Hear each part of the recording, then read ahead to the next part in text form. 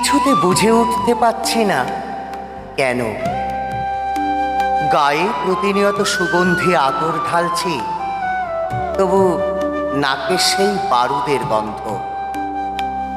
প্রতিনিয়ত চেষ্টা করছি একটা ফুলের বাগান তৈরি করব। মালিনী হবে আমার প্রেমিকা। ঠিক বাগানের ঈশান কোণে, যেখানে সূর্যের ঢল নামলে সেখানে কিছু বাঁশ আর কঞ্চি দিয়ে তৈরি করব ছোট্ট একটা মাচা।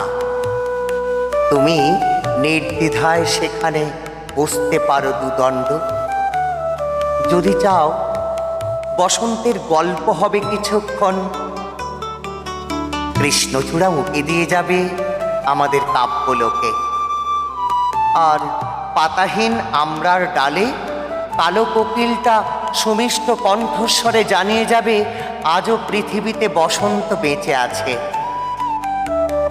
চল খুব করে একটা প্রাচীর তৈরি করব, ইট কাঠ পাথর দিয়ে নয়, সম্পূর্ণ হৃদয় দিয়ে, যেখানে কোনো বারুদের গন্ধ প্রবেশ করবে না। সেখানে জুঁই করবী হাসনুহানা কিংবা রাতে কামিনী রজনীগন্ধা সৌরভে ভরে দেবে দিক বিদিক।